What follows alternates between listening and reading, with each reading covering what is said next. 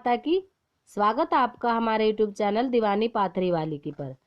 आज बात करेंगे 52 भैरव, 56 कलवे और 64 योगिनी की। वैसे तो बहुत सारे भाई बहन इनसे परिचित हैं और दंत कथाओं के और शास्त्रों के आधार पर और शाबरी विद्या के आधार पर अलग अलग भागों में इनका विभाजन किया गया है। पर असल में ये क्या है, कहाँ से इनकी उत्पत्ति हुई, कैसे उत्पन्न हुए और कैसे इनको साधा जाता है। आज पहले बात करेंगे 52 भैरव की। क्या है 52 भैरव? 52 भैरव शरीर की 72 नाड़ियां हैं। हर नाड़ी के नीचे एक नस है। और भैरव जो शब्द है ये संस्कृत में प्रवाह, बहना इसे बोला जाता है। अब इन 72 नाड़ियों में से जो 52 नाड़ी हैं इनमें लाल खून बहता है और जो 20 नाड़ी हैं इनमें सफेद खून बहता है। इसे वर्क ऑफ सेंस भी कहा जाता है, जिसे पौरुष बोलते हैं, ताकत बोला गया है जिसे इंसान की। ये जो प्रवाह है, जैसे जिसे बहना कहा गया है, अब नाड़ियों में जो रक्त का प्रवाह हो रहा है, लाल और सफेद रक्त का, वो ही भैरव है। क्योंकि भैरव संस्कृत का शब्द है, इसे संस्कृत शब्द को प्रवाह, बहना ही माना गया है। ये तो थी 52 भैरव की बात। अब बात करेंगे 56 कलवे की। 56 कलवे क्या है? कलवा का अर्थ ही जोड़ है। ये एक फारसी का शब्द है जिसका अर्थ योग, योग बोला गया है, जोड़ जिसे हम कहते हैं। अब एक हाथ में 14 जोड़ होते हैं। जैसे हाथ की 4 उंगलियां होती हैं, इनमें 3-3 जोड़ होते हैं। एक हाथ की 4 उंगलियों में 12 जोड़ हो गए और 2 जोड़ अंगूठे के, तो टोटल जोड़ हाथ के 14 होते हैं। और ये दोनों हाथों के मिलाकर 28 जोड़ बनते हैं और 28 जोड़ पांव की उंगलियों को मिलाकर बनते हैं। इसे कहा जाता है, ये टोटल जोड़ 14 हाथ के और 14 पांव के 56 इसका योग आता है।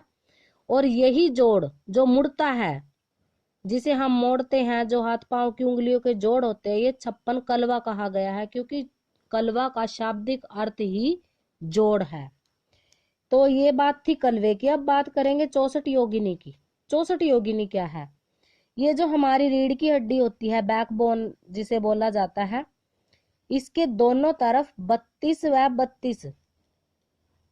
32 गांठें होती हैं, 32 नसें होती हैं जो रीढ़ की हड्डी को खींच के रखती हैं। इन्हें बोला जाता है योगिनी। इसका ये जो योगिनियां होती हैं और 52 भैरव और 56 कलवे, ये हमारे पूरे शरीर का योग होता है। और इस ही योग को साधने के लिए कोई भी इंसान साधना करता है। अब बात करेंगे साधना की। साधना का क्या अर्थ है? साधना का अर्थ होता है किसी भी चीज को साध लेना। यानी कि यहाँ बात हो रही है शरीर को साधने की। जब इंसान भक्ति भक्ताई मार्ग में किसी तंत्र मंत्र के द्वारा अपने शरीर को साधता है, अपनी इंद्रियों को साधता है, तो वो साधना कहलाती है। अब बात करेंगे कि ये जो भैरव है ये 52 प्रकार के कहे गए हैं, पर भक्ति भक्ताई मार्ग में 2 प्रकार के भैरव, बटुक भैरव और काल भैरव, ये ही ज्यादा प्रचलित माने गए हैं। अब जो बटुक भैरव है वो सौम्य और शांत रूप में पूजे जाते हैं, जो साधक को हर प्रकार की तरक्की प्रदान करते हैं। और काल भैरव होते हैं जो ये न्याय के देवता कहे गए हैं। ये इंसान अगर कोई बुरा कार्य करता है तो उस कार्य से इंसान की जो बुद्धि खराब हो जाती है, भ्रष्ट हो जाती है, उसका न्याय करने के लिए काल भैरव जी की साधना उपासना की जाती है। अब इनकी उत्पत्ति कहाँ से हुई? अब बात कर लेते हैं शास्त्रीय कथा की। शिव पुराण की एक कथा के अनुसार काल भैरव की उत्पत्ति कैसे हुई? इनकी उत्पत्ति शिव भगवान के रौद्र रूप से, शिव भगवान के रौद्र रूप को ही काल भैरव का नाम दिया गया है। अब उनके रुधिर से ही इनकी उत्पत्ति हुई थी।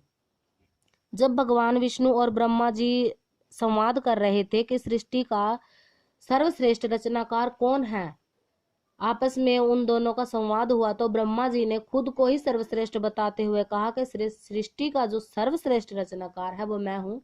अब इनकी ये बात विष्णु भगवान को अच्छी नहीं लगी। उन्हें लगा कि ब्रह्मा जी में अहंकार आ गया है। उनके अहंकार को कम करने के लिए उन्होंने उनसे कहा कि चलिए हम ये बात 4 वेदों से पूछते हैं कि सृष्टि का जो सर्वश्रेष्ठ रचनाकार है वो कौन है।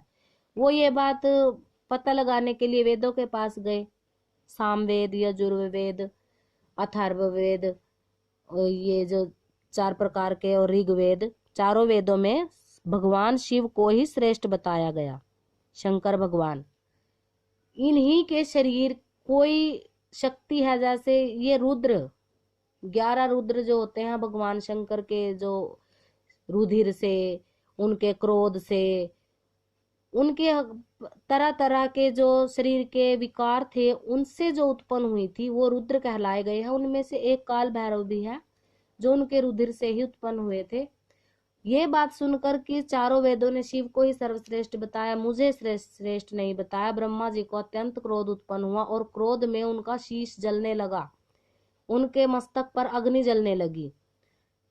तब विष्णु भगवान और ब्रह्मा जी के बीच मध्यस्थता करते हुए शिव भगवान ने उन्हें शांत करने के लिए अपने रुधिर से, अपने रक्त से काल भैरव की उत्पत्ति की। उस काल भैरव ने ब्रह्मा जी का शीश धड़ से अलग कर दिया।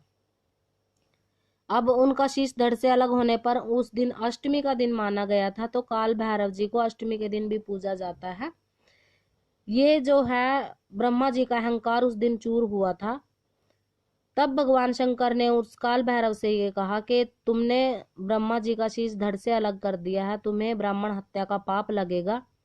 अब उनको भी लगा कि इस पाप से मुक्ति पाने के लिए मुझे क्या करना होगा, वो भगवान भोलेनाथ से पूछने लगे। तो भगवान ने कहा कि तुम धरती पर जाओ, धरती पर जो तीर्थ है उनका भ्रमण करो, तीर्थों के दर्शन करो, और काशी नगरी में तुम जाकर वास करो। काशी नगरी में जहां ब्रह्मा जी का शीश गिरा था कटने के बाद, उसे कपाल मोचन तीर्थ के नाम से जाना जाता है।